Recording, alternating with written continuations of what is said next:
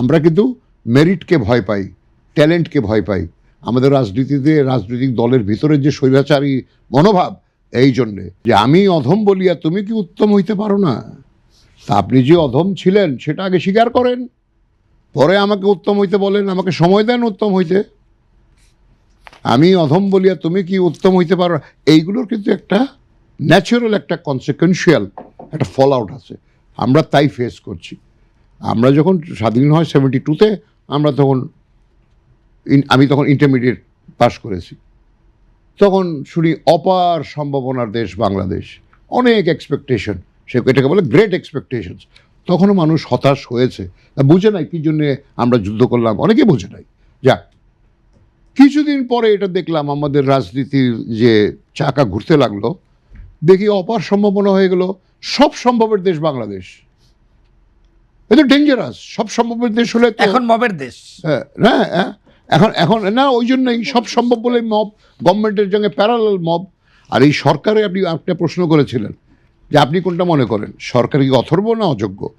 এই সরকারের প্রতি সম্মান জানিয়ে আমি বলি, একটু আগে বলেছি, যতক্ষণ তারা আছে ক্ষমতায়, প্রতিটা সেকেন্ড তাদের উচিত প্রতিটা সেকেন্ডকে তারা কাজে লাগাবার চেষ্টা করবে। এখনও অনেক সময় আছে, এখন 1.5 মাস সময় তো অবশ্যই আছে। কিন্তু এটা মাঝে মাঝে এই সরকারের সঙ্গে এই ব্যাপারে আলাপ করতে গেলে আমার অনেক আগে শোনা 60-এর দশকের একটা গান, বাংলা গান, প্রতিমা বন্দ্যোপাধ্যায়, আমি রাঁধিব বাড়িব ব্যঞ্জন বাটিব হাড়ি ছুব না, জলে নামবো সখী চুল ভিজাবো না।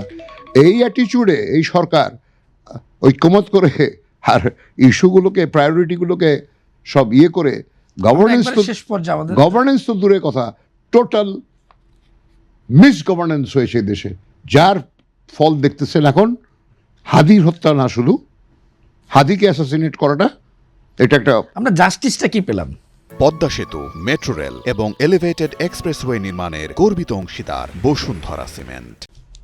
কি জাস্টিস? Overall justice. মানে হাদি মারা গেল পরের দিন বিচার পাবে না? আমরা অভ্যুত্থান পরবর্তী জাস্টিস কি দেখলাম বাংলাদেশে? জাস্টিস তো আমাদের সবার আকাঙ্ক্ষা।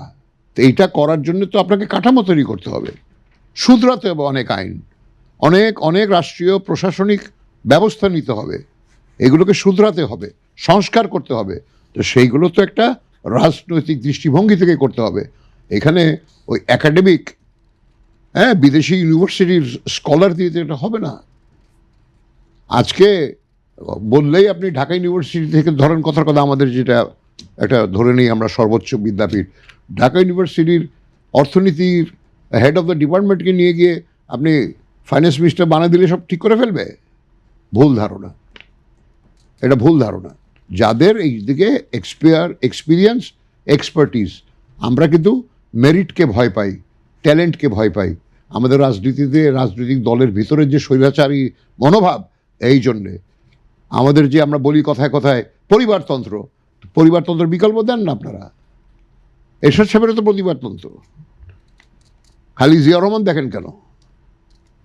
আর জিয়া রহমানের তো পরিবারতন্ত্র বলতে খালি সিস্টেম্যাটিক্যালি জিয়া রহমান সাহেব এসছেন একটা বিশেষ পরিস্থিতিতে নভেম্বরের 7 তারিখে, ওনার পরে আরও সরকার ছিল, পরে আবার সেই গণ অভ্যুত্থানে জনগণের রায়ে দেশনেত্রী বেগম খালেদা জিয়া ক্ষমতায় এসছেন। আবার যখন ওনার বিরুদ্ধে হয়তো রাজনৈতিক ভুল সিদ্ধান্ত বা সমস্যা কিছু সিচুয়েশন ট্যাকেল করার সরকারের ব্যর্থতার জন্যে কেয়ারটেকার গভর্নমেন্ট আন্দোলন সফল হলো। এই আমরা গত কত মাস খুব আশাবাদী ছিলাম এই সরকার নিয়ে। সরকারের অনেকে যারা আছেন উপদেষ্টা, তাদের সঙ্গে ব্যক্তিগত সম্পর্ক ছিল, কিন্তু আছে এখনও। কিন্তু আমার মনে হয় আমরা গোল্ডেন অপরচুনিটি হাতছাড়া করেছি।